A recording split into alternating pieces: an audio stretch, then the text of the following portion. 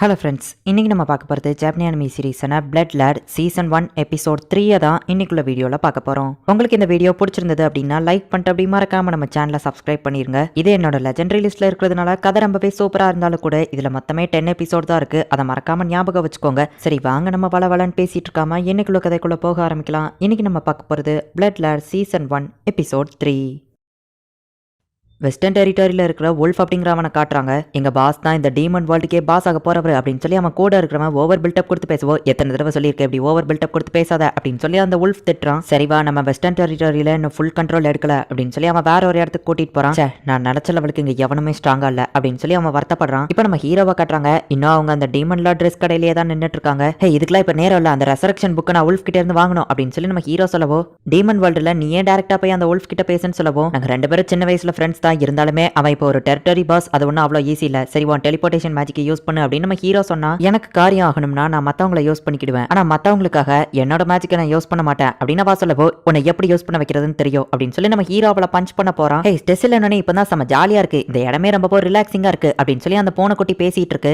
ஹே யாமடா நீ அந்த முட்டாள் மாதிரியே மூஞ்ச பெர்ஃபெக்டா வைக்க கத்துக்கிட்டியா அப்படின்னு சொல்லி அந்த பூனை கிண்டல் பண்ணவோ, இது யாமடா இல்ல நான் தான் அப்படின்னு நம்ம ஹீரோ சொல்றான். ஸ்ட்ரெஸ் நீ எப்போ வந்த அப்படின்னு சொல்லி அந்த பூனை ஷாக் ஆகுது. இங்க அந்த ஸ்பெஷல் யூசர் பெல் வந்துட்டு ஸ்கூல் யூனிஃபார்ம் போட்டு பார்த்து ஜாலியா ஃபன் பண்ணிட்டு இருக்கா. பாஸ் அட்டாக் பண்ணது யாரு அப்படின்னு சொல்லி டெக் கேட்கவும் நம்ம ஹீரோயின் வந்துட்டு எக்ஸ்பிளைன் பண்றா. ஆக்சுவலி அவனே தான் அடிச்சுக்கிட்டான் அப்படின்னு சொல்லி பிளாஷ்பேக்ல என்ன நடந்துச்சுன்னு பார்த்தா, அந்த பொண்ணை அடிக்க போகும்போது அவ ஸ்பெஷல் மேஜிக் யூஸ் பண்ணி நம்ம ஹீரோ கையை அவனுக்கே திருப்பி விட்டுறதா. எனக்கு எதுவாகல, சரி வாங்க நம்ம கிளம்பலாம் அப்படின்னு சொல்லி நம்ம ஹீரோ டென்ஷன்ல பேசுவோம். சரி ஓகே போயிட்டு வாங்க அப்படின்னு அந்த பொண்ணு சொன்னா, நீயும் தான் என் கூட வர, அதுவோ வெஸ்டர்ன் டெரிட்டரிக்கு அப்படின்னு நம்ம ஹீரோ சொல்றான். நம்ம ஹீரோ பாஸா இருக்கிறது ஈஸ்டர்ன் டெரிட்டரி, வெஸ்டர்ன் டெரிட்டரியில வேற ஒருத்தன் தான் பாஸா இருப்பான். ஹே வெஸ்டர்ன் டெரிட்டரிக்கு போறதுக்கு நீ அவனுக்கு ஹெல்ப் பண்ணிருக்கலாம்ல அப்படின்னு சொல்லி அந்த துணி கடைக்காரன் கேட்கவும், எனக்கு ஸ்ட்ரெஸ் மேலேயும் இன்னும் டவுட்டா தான் இருக்கு. என்னதான் ஃபுயோமி சொல்லியிருந்தாலுமே ஸ்ட்ரெஸ்ஸோட மேஜிக் பவர் அவன் மறைச்சு வச்சிருக்கான். ஒருவேளை அவன் கூட ஸ்பெஷல் மேஜிக்கை திருடி இருக்கலாம். அவங்க யாருன்னு நான் கண்டுபிடிக்காம விட மாட்டேன் அப்படின்னு வா சொல்லவோ, கண்டுபிடிச்ச என்ன பண்ண போற, கல்யாணம் தானே பண்ண போற அப்படின்னு சொல்லி அந்த கடைக்காரன் கிண்டலா பேசுறான். இப்போ நம்ம ஹீரோ வந்துட்டு வெஸ்டர்ன் டெரிட்டரிக்கு போறதுக்காக கேரேஜ வர சொல்லியிருக்கான். ஹே ஸ்ட்ரெஸ் உனக்கு என்ன மூளை கிளம்பி போச்சா, ஃபர்ஸ்ட் ஹியூமன் வேர்ல்டுக்கு போனா இப்போ வெஸ்டர்ன் டெரிட்டரிக்கு போகணும்னு சொல்ற, அது போக நான் என் கூட வரணும் அப்படின்னு சொல்லி கேட்கவும், நீ ஓவரா பேசினா அவன் கழுத்தை நிறுத்திருப்பேன் அப்படின்னு நம்ம ஹீரோ மிரட்டுறான். இப்போ அந்த கேரேஜ் அந்த இடத்துக்கு வருது. டீமன் வேர்ல்ட் டிரான்ஸ்போர்ட் இங்க வந்துட்டோம் சார் அப்படின்னு சொல்லவும் நம்ம ஹீரோ பணத்தை கொடுக்குறான். இப்போ வுல்ஃப் வெஸ்டர்ன் டெரிட்டரியில வேற ஒரு இடத்துக்கு போயிட்டு இருக்கான். இங்க அந்த கோலிங்க செம ஸ்லோவா தான் பணத்தை எண்ணிட்டு இருக்காங்க. ஃபர்ஸ்ட் நம்ம போற இடம் 500 கிலோமீட்டர் இருக்கு, நம்ம நடந்தே போனா ஸ்லோவா தான் போவோம், கேரேஜ் கூப்பிடலாமா அப்படின்னு சொல்லி கூட இருக்கிறவன் கேட்கவும், அப்படின்னா நான் ஸ்லோவா நடக்கன்னு சொல்ல வரியா அப்படின்னு சொல்லி அந்த வுல்ஃப் பிடிச்சி திட்டவும், இல்ல பாஸ் நீங்க போற வழியில உங்களோட கேர்ள் ஃபேன்ஸ் எல்லாரும் வழியில இருப்பாங்க, அதனால லேட் ஆகும்னு சொல்ல வந்தோம் அப்படின்னு சொல்லி அவங்க சமாளிக்கிறாங்க. சரி கேரேஜ் கூப்பிட்டு அப்படின்னு சொல்லி வுல்ஃபோ ஓகே சொல்றான். நம்ம ஹீரோவோட கேரேஜ் செம ஃபாஸ்டா வந்துட்டு இருக்கு. அந்த பூனை ரொம்பவே பயந்துட்டு இருக்கு. உன்னை நாங்க கூட்டிட்டு வந்ததுக்கு ஒரு காரணம் இருக்கு, உன்னோட தேடையை யூஸ் பண்ணி நம்ம போற வழியில டெரிட்டரி பாஸ் யாரையும் மீட் பண்ணாத வழியில நம்மளை கூட்டிட்டு போ அப்படின்னு நம்ம ஹீரோ சொல்றான். அது ஒன்றும் அவ்வளோ ஈஸி இல்லை அப்படின்னு அந்த போன சொல்லும்போது நம்ம ஹீரோயின் வயிற்றுல போட்டுதா அவ வாமிட் எடுக்கிற மாதிரி இருந்தோடனே சரி ஓகே அப்படின்னு சொல்லி அதோட பவரை யூஸ் பண்ணி பார்க்குது. வண்டியை உடனே நிறுத்துங்க அப்படின்னு சொல்லி அந்த பூனை கத்துது.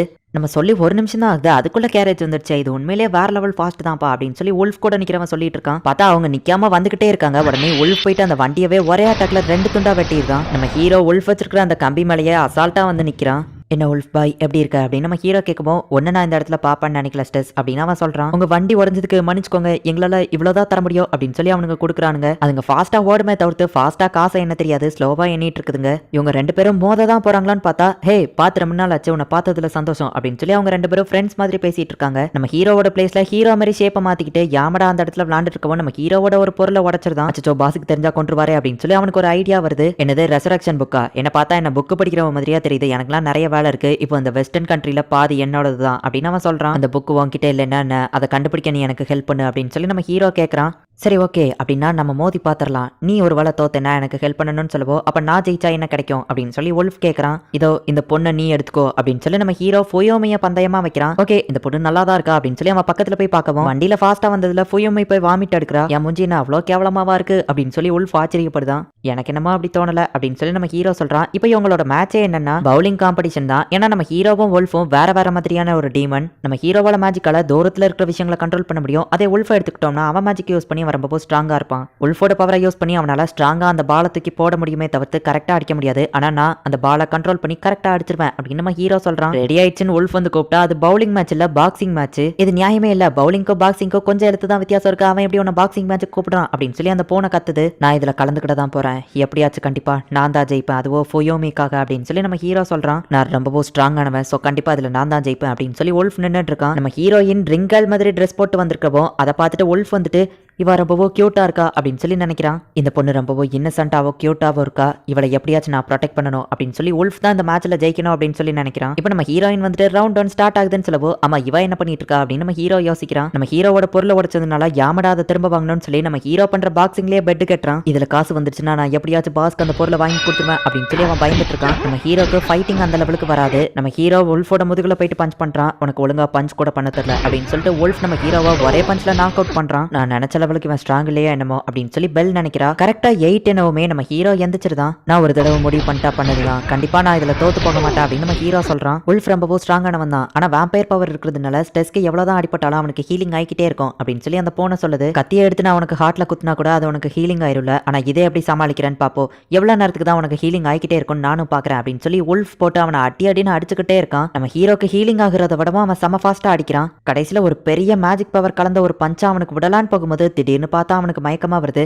நான் ஃபர்ஸ்டே சொல்லல நான் ஜெயிச்சிருவேன்னு அப்படின்னு நம்ம ஹீரோ சொல்றான். பார்த்தா நம்ம ஹீரோ அவனோட முதுகுல ஃபர்ஸ்ட் பஞ்ச் பண்ணும் போதே அவனோட பல்ல தூக்கி இவன் மேல அட்டாச் பண்ணி வச்சுட்டான். ஸோ இவ்வளோ நேரமும் நம்ம ஹீரோ உல்ஃபோட மேஜிக் பவர் அவ்வளோத்தையுமே உறிஞ்சு எடுத்துக்கிட்டே இருந்திருக்கான். ஸோ உல்ஃப் எவ்வளோதான் அடிச்சிருந்தாலும் நம்ம ஹீரோக்கு எந்த பாதிப்புமே ஏற்பட்டிருக்காது. அது போக உல்ஃபோட மேஜிக் பவர் மொத்தமும் கம்மியா இருக்கும். நான் ஜெயிக்க போறேன்னு சொல்லிட்டோம்னா கண்டிப்பா ஜெயிப்பேன் அப்படின்னு சொல்லிட்டு நம்ம ஹீரோ அவனை ஒரே பஞ்ச்ல நாக் அவுட் பண்றான். யாருமே இதை எதிர்பார்க்கல. சரி கவுண்ட் டவுனை ஸ்டார்ட் பண்ணுங்க அப்படின்னு நம்ம ஹீரோ சொன்னா உல்ஃப் திரும்பவும் எந்திக்கலான்னு போறான். நீ எந்திக்காம கீழேயே படுத்துக்கிட்டது தான் உனக்கு நல்லது, இல்லைன்னா கண்டிப்பா நான் உன்னை கொன்றுவேன் அப்படின்னு நம்ம ஹீரோ சொல்றான். நீ எந்த ஒரு விஷயத்துக்காகவும் இவ்வளவு தூரத்துக்கு போராடினதே இல்ல, கண்டிப்பா நீ அந்த புக்குக்காக இது எல்லாத்தையும் பண்ணல, இதுல வேற ஏதோ ஒன்று இருக்கு அப்படின்னு சொல்லி உல்ஃப் வந்துட்டு அவனோட உல்ஃப் டிரான்ஸ்ஃபர்மேஷனுக்கு மாறுறான். ஹே இது எல்லாத்தையுமே நான் ஃபொயமிக்காக தான் பண்றேன். ஆக்சுவலி அவ ஒரு ஹியூமனா இருந்து இந்த இடத்துல இறந்து போய் இப்போ கோஸ்டா இருக்கா, அவளை எப்படியாச்சும் நான் உயிரோட திரும்ப கொண்டு வருவேன் வாக்கு கொடுத்துருக்கேன் அப்படின்னு நம்ம ஹீரோ சொல்லவும், ஆனா நீ ஒரு சுயநலவாதி, மத்தவங்களுக்காக எப்பவுமே யோசிக்க மாட்டேன் அப்படின்னு சொல்லவோ வாய மூடு அப்படின்னு நம்ம ஹீரோ சொல்றான். அந்த பொண்ணை நீ உயிரோட கொண்டு வந்ததுக்கு அப்புறம் என்ன பண்ண போற அப்படின்னு சொல்லி உல்ஃப் கேட்கறான். நம்ம ஹீரோ அவன் மேஜிக் பவர் யூஸ் பண்ணி அவனோட ஹார்ட்டை பிடிச்சிட்டு வாய மூடு அப்படின்னு சொல்றான். அந்த பொண்ணு உயிரோட வந்ததுக்கு அப்புறம் என்ன பண்ண போற அப்படின்னு சொல்லி அவன் திரும்ப கேட்கவும் நம்ம ஹீரோ செம டென்ஷன் ஆகிறான். ஹே ஸ்டேஸ் கொஞ்சம் பார்த்து ஜாக்கிரதை, அவன் ஹார்ட் அமைக்கி உண்மையிலேயே அவனை கொன்றதா அப்படின்னு அந்த பூனை கத்துது. பார்த்தா நம்ம ஹீரோயின் டக்குன்னு வந்து அவனை கண்ணத்தில் அரைஞ்சிட்டு நீங்கள் 2 பேரும் பெஸ்ட் ஃப்ரெண்ட்ஸ், எனக்காக சண்டை போடாதீங்க அப்படின்னு சொல்லி ஹீரோயின் அழ ஆரம்பிக்கிறா. இதை நான் கொஞ்சம் கூட எதிர்பார்க்கவே இல்லை, நான் எதிர்பார்த்த எதுவுமே நடக்கல அப்படின்னு சொல்லி பெல்லுங்கிற பொண்ணு அந்த இடத்துல வந்து நின்றுட்டு உங்கள் 2 பேரோட சண்டைக்குள்ள ரிசல்ட்டை நானே சொல்கிறேன், இந்த சண்டையிலேருந்து என்ன தெரிஞ்சதுன்னா நீங்கள் 2 பேருமே ஒரு முட்டாள் தான் அப்படின்னு சொல்லி அவன் மேஜிக் யூஸ் பண்ணி அவங்கள அப்படியே டெலிபோர்ட் பண்ணிருந்தா. மேட்ச் முடிஞ்சது எல்லாரும் வீட்டுக்கு கிளம்புங்க அப்படின்னு சொல்லிட்டு அவளும் அங்கேருந்து தப்பிச்சிருதா. அப்படின்னா என்னோட பெட்டிங் போச்சா அப்படின்னு சொல்லி யாமடா ஃபீல் பண்ணிட்டு இருக்கான். ஹே அந்த பொம்பளை உனக்கு தெரியுமா அப்படின்னு உல்ஃப் கேட்கவும், உன்கிட்ட தான் அந்த ரெசரக்ஷன் புக் இருக்குன்னு சொன்னதே அவதான் அப்படின்னு நம்ம ஹீரோ சொன்னா. அவதான் என்கிட்ட வந்து பவுலிங் மேட்ச் இல்லாம பாக்ஸிங் மேட்ச் வச்சாதான் என்னால ஜெயிக்க முடியும்னு என்கிட்ட வந்து சொன்னா அப்படின்னு உல்ஃப் சொல்றான். அவ நம்மள வச்சு கேம் விளாண்டுருக்கா அப்படின்னு சொல்லி நம்ம ஹீரோ டென்ஷன் ஆகும். அவ பார்த்தா மத்த எல்லாரையும் அந்த இடத்துக்கு கூட்டிட்டு வந்துட்டு நான் சும்மா அவங்கள வச்சு டெஸ்ட் பண்ணி பார்த்தேன் அப்படின்னு சொல்லி நம்ம ஹீரோ கிட்ட அந்த ரெசரக்ஷன் புக்கை கொடுக்குறா. அப்படின்னா இவ்வளவு நேரம் இது உன்கிட்ட தான் இருந்துச்சு அப்படின்னு நம்ம ஹீரோ டென்ஷன் ஆகும். சரி அதான் ஃப்ரீயா உனக்கு கொடுத்துருக்கல அப்படின்னு சொல்லி அவ சொல்றா. ஹே நீ இன்னும் எதுக்காக அழுதுகிட்டே நின்னுட்டு இருக்க அப்படின்னு நம்ம ஹீரோ பிடிச்ச ஹீரோயினை திட்டுறான். ஆமா நம்ம ஸ்டேடியம்ல தானே நின்னோம் அப்படின்னு நம்ம ஹீரோயின் கேட்கறா. நான் நினைச்ச மாதிரியே தான் இருக்கு, இதுல எதுவுமே எனக்கு புரியல அப்படின்னு சொல்லி நம்ம ஹீரோவும் உல்ஃபும் சொல்றாங்க. இதை கூட உங்களுக்கு படிக்க தெரியலையா முட்டாள்களா அப்படின்னு சொல்லி பெல் சொல்லவும், நீ படிச்சு பாரு அப்படின்னு நம்ம ஹீரோ சொன்னா. அவ சாம்பார் வைக்கிறதுக்கான ரெசிபி மாதிரி படிச்சிட்டு இருக்கா. இதை கூட உனக்கு படிக்க தெரியலையா முட்டாள் அப்படின்னு சொல்லி நம்ம ஹீரோ அவளை திரும்ப கிண்டல் பண்றா. அப்ப அந்த போனை வந்துட்டு இதுல எழுதியிருக்கிற எல்லாத்தையும் பார்க்கும்போது இது ஏதோ ஒரு கோட் மாதிரி இருக்கு, இதை நம்ம பிரேக் பண்ணா இதுல என்ன சொல்ல வராங்கன்னு நம்ம கண்டுபிடிச்சிடலாம், ஆனா அது ரொம்ப கஷ்டம் அப்படின்னு அந்த போனை சொல்லுது. அப்படின்னா இந்த புக்கை யார் எழுதினானோ அவங்கிட்டே போய் இதுல என்ன எழுதியிருக்கான்னு கேட்போம் அப்படின்னு சொல்லிட்டு நம்ம ஹீரோ வந்துட்டு இதை எந்த கிறுக்கன் எழுதியிருக்கான் அப்படின்னு சொல்லி ஆத்தர் நேம் பார்த்துட்டு அப்படியே நம்ம ஹீரோ ஷாக் ஆகிறான். எந்த இடத்துலயே இந்த எபிசோட் முடியுது. நம்ம ஹீரோக்கு ஃபைட்டிங் அவ்வளவா வராது. உல்ஃப் வந்துட்டு கிட்டத்தட்ட ஒரு ப்ரொஃபஷனல் பாக்ஸர் மாதிரி, ஆனாலுமே நம்ம ஹீரோ தந்திரமா மேஜிக் யூஸ் பண்ணி அவன் கிட்ட ஜெயிச்சிட்டான். இப்போ நம்ம ஹீரோ ஆசைப்பட்டபடியே அவனோட அந்த ரெசரக்ஷன் புக்கு கிடைச்சிட்டு இதை வச்சு நம்ம ஹீரோயினை திரும்ப கொண்டு வந்துடலான்னு பார்த்தா அதுல என்ன எழுதியிருக்குன்னே நம்ம ஹீரோக்கு புரியல. அதை எழுதினவங்களோட பேரை பார்த்துட்டு நம்ம ஹீரோ எதுக்காக ஷாக் ஆகணும், என்னதான் நடக்க போகுது அப்படிங்கறத நெக்ஸ்ட் எபிசோடு பார்த்து தெரிஞ்சுக்கோங்க. அண்ட் உங்களுக்கு இந்த வீடியோ பிடிச்சிருந்தது அப்படின்னா லைக் பண்ணிட்டு அப்படி மறக்காம நம்ம சேனலை சப்ஸ்கிரைப் பண்ணிருங்க. தேங்க்யூ ஃபார் வாட்சிங். பாய் கைஸ், நெக்ஸ்ட் எபிசோட்ல மீட் பண்ணலாம்.